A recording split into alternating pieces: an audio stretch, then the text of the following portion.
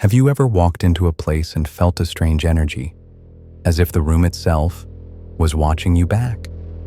Now imagine experiencing that completely alone, inside an old, abandoned funeral home. The story you're about to hear will grip you from beginning to end. No one had any idea what was hidden in that basement.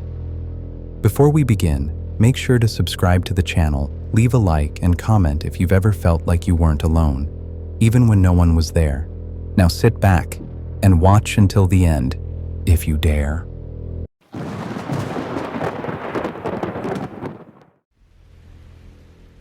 People think my job is depressing, but I've always found it oddly comforting.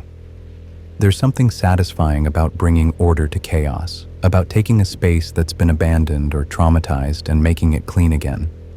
For 12 years, I've specialized in estate cleanouts, crime scene remediation, and what the industry politely calls unattended death cleanup. I've seen things that would make most people sick, but I've never lost sleep over my work. Until Millbrook. My name is David Reeves, and I run a one-man cleaning operation that serves a 3-county area in rural Pennsylvania. I got into this line of work after my divorce when I needed something that would keep me busy and pay well enough to cover alimony and child support.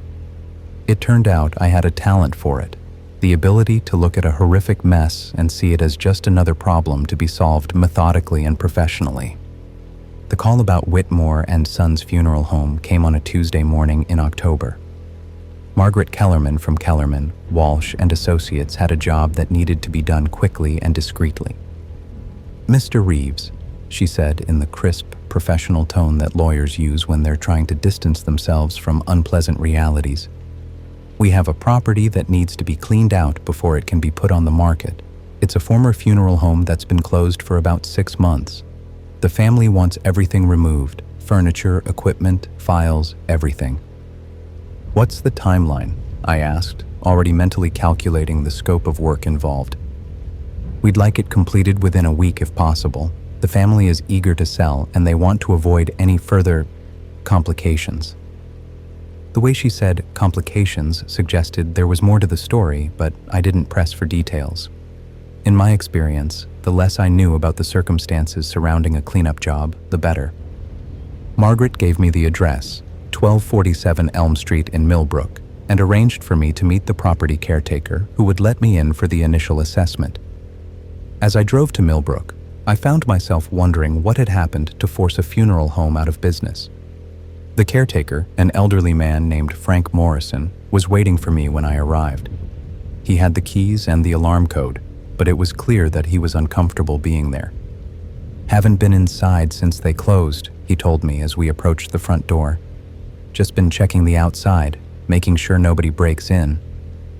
But I'll tell you, this place gives me the creeps now." "Why's that?" I asked. "You didn't hear about what happened?" Frank looked surprised. "The Whitmore family ran this place for 3 generations. Good people, respected in the community. But then old Harold Whitmore died, and his son Kevin took over. That's when things started going wrong."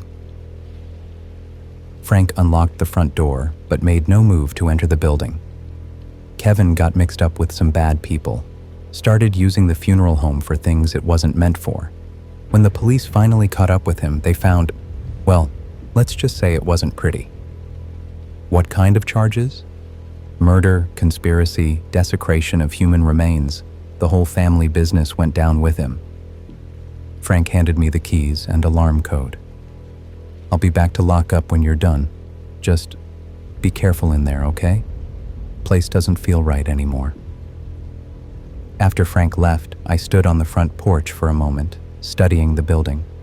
From the outside, it looked like any other funeral home, dignified, well-maintained, designed to project respectability and comfort. But knowing what Frank had told me about Kevin Whitmore's activities, I found myself looking at it with different eyes. The interior was exactly what I expected: thick carpeting, heavy wooden furniture, subdued lighting designed to create a peaceful atmosphere. But there was something else in the air, a staleness that went beyond simple neglect. I spent about an hour walking through the main floor, taking notes and photographs. The real challenge would be the basement level, where the preparation rooms and storage areas were located. As I descended the stairs to the basement, I noticed that the temperature seemed to drop significantly. The basement was laid out like a small medical facility with tiled walls, stainless steel equipment, and industrial lighting. There were 3 preparation rooms, each equipped with embalming tables and various tools and chemicals. It was in the largest preparation room that I first noticed something that didn't seem right. The room had been cleaned, but not thoroughly. There were stains on the floor that looked like they had been scrubbed, but not completely removed. More disturbing were the scratches on the walls, deep gouges in the tile that looked like they had been made by fingernails. I had cleaned enough crime scenes to recognize the signs of violence, and this room definitely showed evidence of a struggle. But what bothered me most was the pattern of the damage. It wasn't random or chaotic. It was systematic, deliberate, as if someone had been restrained and had tried desperately to escape. As I worked, I became aware of sounds coming from other parts of the basement, creaking, settling noises that old buildings make, but also something that sounded almost like footsteps. I stopped several times to listen, but the sounds always ceased when I focused on them. By the time I finished my assessment, I had a good sense of the scope of work involved, but I couldn't shake the feeling that I had missed something important. That night, I found myself researching Kevin Whitmore's case online. What I found was worse than I had imagined. Kevin Whitmore had been convicted of murdering 3 people and using his funeral home to dispose of their bodies, but the investigation had revealed evidence suggesting there might have been more victims. The prosecution had argued that Whitmore had been operating a murder-for-hire business, using his legitimate funeral operations as cover. The details were horrific. Witnesses testified that Whitmore had tortured his victims before killing them, using the preparation rooms to dismember bodies before cremating them or burying them in unmarked graves. The scratches I had seen on the walls suddenly took on a much more sinister meaning. But what disturbed me most was that police had found evidence Whitmore hadn't been working alone. There had been at least one accomplice, possibly more, who had helped carry out the murders. But despite extensive investigation, no other arrests had been made. I started the cleanup the next morning, arriving just after sunrise.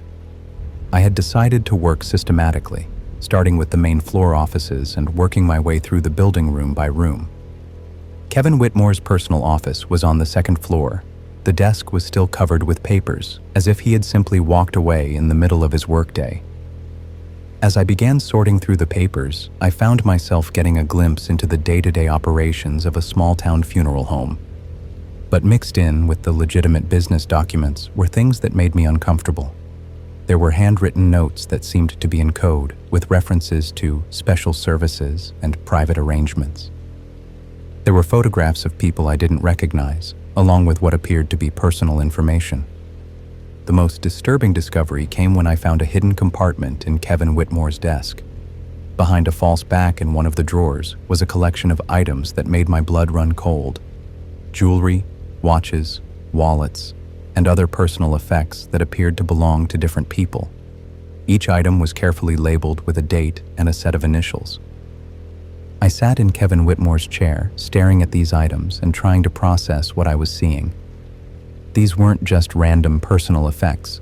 They were trophies, souvenirs taken from victims, and there were far more of them than the 3 murders Kevin Whitmore had been convicted of. I took photographs of everything before carefully packing the items in a separate container. This was definitely evidence that needed to be turned over to the police. But as I worked, I couldn't shake the feeling that I was being watched. Several times, I looked up from my sorting to check the windows, expecting to see someone observing me from the street. But the sidewalks were empty. As I worked through the afternoon, I found myself thinking about the families who had trusted Kevin Whitmore with their loved ones. How many of them had unknowingly held funeral services in rooms where people had been tortured and murdered. By late afternoon, I was ready to tackle the basement. But as I descended the stairs, I noticed that the temperature drop was even more pronounced than it had been the day before. My breath was visible in the cold air. As I began working in the first preparation room, I became aware of sounds that I hadn't noticed during my initial assessment. There was a rhythmic creaking that seemed to come from the walls themselves, and occasionally I heard what sounded like muffled voices coming from other parts of the basement. I stopped working several times to investigate these sounds, but I could never locate their source. The building was old, and old buildings made noise, but these sounds had a quality that made me uneasy. They seemed almost purposeful. As I continued working, the sounds became more frequent and more distinct. I began to hear what sounded like scratching coming from inside the walls, and occasionally a sound that was unmistakably human, a moan or a whisper that was too faint to understand but too clear to dismiss. That evening, as I was preparing to leave, I noticed a woman walking down the sidewalk toward me. She was elderly, probably in her 70s, and she was moving with careful deliberation. "Excuse me," she said. "Are you the one who's cleaning out the building?" I introduced myself, explaining that I had been hired to clear out the funeral home before it was sold. "My name is Dorothy Brennan," she said. "I live just down the street. I was hoping I might have a chance to talk to someone." Dorothy looked like she had something important to say, so I invited her to sit down on the steps beside me. "I don't know if anyone told you," she began, "but there were rumors about this place long before Kevin Whitmore was arrested. People in the neighborhood had been noticing strange things for years. Sounds coming from the building at night, people going in who never seemed to come out. "Did anyone report these concerns to the police?" I asked. Dorothy shook her head sadly. Kevin Whitmore was a respected member of the community. When people tried to raise concerns, they were told they were imagining things. She paused for a moment, looking up at the building with an expression that mixed fear and anger. "My nephew disappeared 3 years ago," she continued. "Tommy was 25 years old, had some problems with drugs, but he was trying to get his life together. One day he just vanished. The police said he probably left town, but I knew Tommy. He wouldn't have left without saying goodbye." Dorothy reached into her purse and pulled out a photograph of a young man with dark hair and a gentle smile. "The night before Tommy disappeared, I saw him talking to Kevin Whitmore outside this building. They seemed to know each other. I felt a chill that had nothing to do with the temperature. Did you tell the police about this?" "I tried to, but they said there was no evidence of foul play. But when Kevin was arrested and they found those bodies, I started wondering if maybe Tommy hadn't left town after all." As Dorothy spoke, I found myself thinking about the personal effects I had found in Kevin Whitmore's desk. One of the items had been a man's watch with the initials TB engraved on the back. "Mrs. Brennan," I said, "did Tommy wear a watch? Something that might have been engraved with his initials?" Dorothy's eyes widened. "Yes, he had a watch that belonged to his father. It was engraved with TB for Thomas Brennan. He never took it off." I felt my heart racing as I realized the implications. "Mrs. Brennan, I think I may have found something that belonged to Tommy, but I need to turn it over to the police as evidence." When Dorothy saw the watch, she broke down in tears. "That's Tommy's watch," she said through her sobs. "That's definitely his watch." I called the police immediately. Within an hour, Detective Lisa Martinez arrived to collect the evidence and take Dorothy's statement. "Mr. Reeves," Detective Martinez said after she had finished interviewing Dorothy, "I want you to be very careful while you're working in this building. If Kevin Whitmore had accomplices who were still at large, they might not want anyone finding additional evidence." The next morning, I arrived at the funeral home to find that someone had been there during the night. The front door was still locked, and the alarm system showed no signs of having been triggered, but things inside the building had been moved. Most disturbing of all, the container holding the personal effects I had found was missing entirely. I called Detective Martinez immediately. She arrived with a crime scene technician, but whoever had broken in had been careful. There were no obvious signs of how they had gained access. "I'm going to recommend that you work with a partner," Detective Martinez said. "If you're determined to continue, having someone else there would be safer." I contacted Jake Morrison, a young man who had helped me on previous jobs. Jake arrived that afternoon, and I briefed him on what we were dealing with. Having Jake there made the work go much faster. but it also meant that I wasn't the only one experiencing the strange phenomena in the building. As we worked in the basement preparation rooms, Jake noticed the temperature changes and the unusual sounds just as clearly as I had. "David," he said as we were packing up equipment, "do you hear that scratching sound? It's like someone's trying to claw their way out of the walls." I had been hearing the same sound for the past hour. "Yeah, I hear it." As if responding to our conversation, the scratching became more intense, and we began to hear what sounded like muffled voices coming from somewhere behind the walls. "David," Jake said quietly, "I think there might be someone trapped in the walls." The possibility hadn't occurred to me, but as soon as Jake said it, I realized he might be right. If Kevin Whitmore had been hiding bodies in the building, he might have concealed them in places that the police hadn't thought to search. I called Detective Martinez and explained what we were hearing. She arrived with a team of officers and a building inspector who used specialized equipment to scan the walls for voids or anomalies. In the largest preparation room, he found what appeared to be a false wall that had been constructed behind the original structure. "There's definitely a space back there," he told Detective Martinez, "and there's something in it. I'm getting readings that suggest organic material." About 2 hours later, Detective Martinez came upstairs to find us. Her expression was grim. "We found them," she said simply. 4 bodies in various stages of decomposition. They were walled up behind a false partition. "Were any of them Tommy Brennan?" "We won't know for certain until we complete the forensic examination, but one of the bodies appears to be a young male who matches Tommy's description." As the forensics team worked to remove the bodies, Jake and I were asked to suspend our cleanup work. The entire building was now considered an active crime scene, but as we prepared to leave, Detective Martinez pulled me aside. "Mr. Reeves, I need to ask you something. Have you noticed anyone watching you or following you? Anyone who seemed unusually interested in your work here?" "Not really. Why?" "We've been looking into the backgrounds of everyone who had access to this building. Frank Morrison worked as a part-time maintenance person for the funeral home for about 2 years before Kevin was arrested." I felt a chill as I realized what she was suggesting.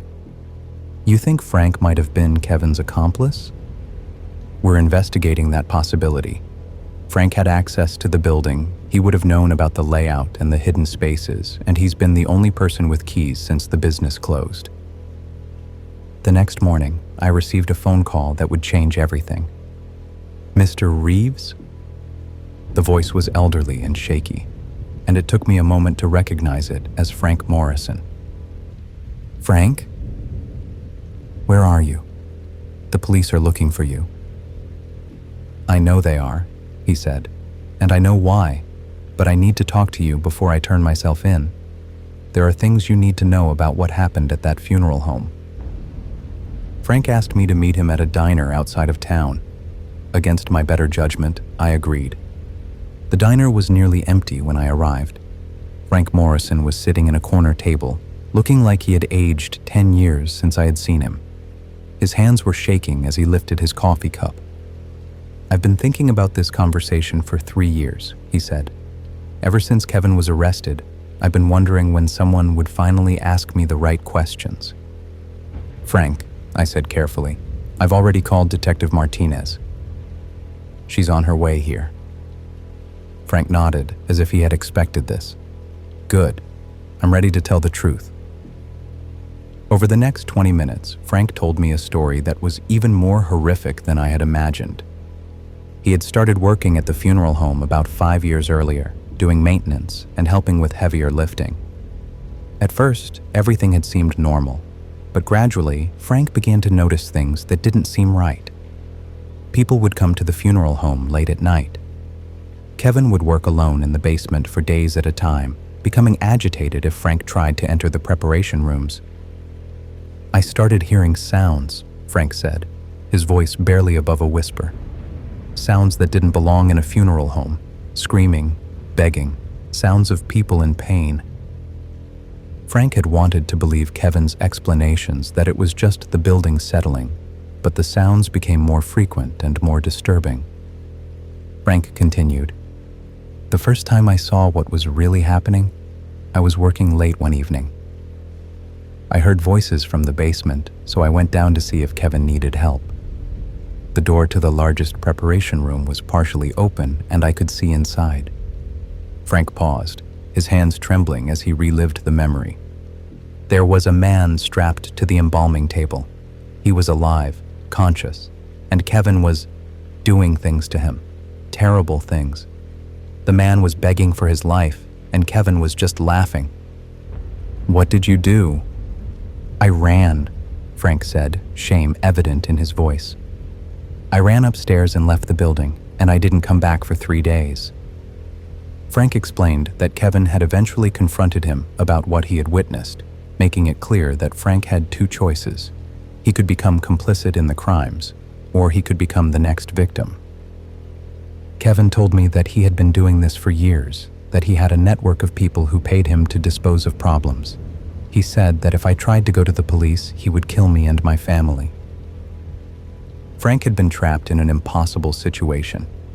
He couldn't report Kevin's crimes without putting his own life in danger, but he also couldn't continue working without becoming an accessory to murder. "So I made a deal with the devil," Frank said. "I agreed to help Kevin with the cover-up, but only with the disposal of bodies after they were already dead.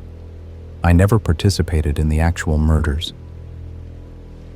Frank's role had been to help Kevin construct the hidden spaces where bodies could be concealed and to maintain the building's systems to prevent the smell of decomposition from being detected. "How many people were killed?" I asked. Frank was quiet for a long moment. "I don't know the exact number. Kevin kept records, but he never shared all the details with me. I know about the 4 bodies you found, and I know there were others. Maybe a dozen, maybe more." Detective Martinez arrived just as Frank finished his confession. She listened to his story with professional detachment, taking notes and asking clarifying questions. When he was finished, she placed him under arrest as an accessory to murder. Over the next several weeks, Frank's information led to the discovery of additional victims and the arrest of several other people who had been involved in Kevin Whitmore's operation. Tommy Brennan's body was positively identified through DNA analysis, and Dorothy Brennan finally had the closure she had been seeking. As for me, I never finished the cleanup job at the funeral home. The building remained a crime scene for months while investigators continued to search for evidence. Eventually, it was demolished rather than sold, and the lot was turned into a memorial garden for the victims. The experience changed me in ways that I'm still trying to understand. I had always prided myself on maintaining professional detachment, but the funeral home had forced me to confront the reality that some situations require more than just professional competence. They require moral courage.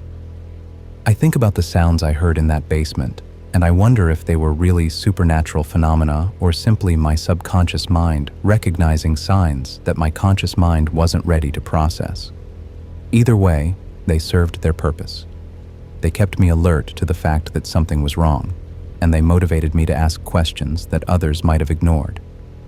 The dead were trying to tell their story, and through a combination of professional observation, moral courage, and perhaps something beyond rational explanation, their story was finally heard. Frank Morrison was sentenced to 15 years in prison for his role in the conspiracy. Kevin Whitmore received additional life sentences for the murders that were discovered after my investigation. Dorothy Brennan attended every trial, and she thanked me personally for helping to bring justice for her nephew. I still work in crime scene cleanup, but I approach each job differently now. I pay attention to details that I might have overlooked before, and I trust my instincts when something doesn't feel right. I've learned that sometimes the most important evidence isn't what you can see, it's what you can sense. The funeral home in Millbrook taught me that the dead do speak, but not in the way that movies suggest. They speak through the evidence they leave behind, through the inconsistencies that careful observers can detect, and through the courage of the living who are willing to listen. Sometimes that voice comes in the form of physical evidence. Sometimes it comes in the form of witness testimony from people who refuse to let their loved ones be forgotten. And sometimes, in places where terrible things have happened, That voice comes in the form of sounds and sensations that can't be easily explained, but can't be ignored either. Whether those phenomena are supernatural or psychological doesn't really matter. What matters is that they serve as a reminder that every victim deserves to have their story told, and that the living have a responsibility to listen.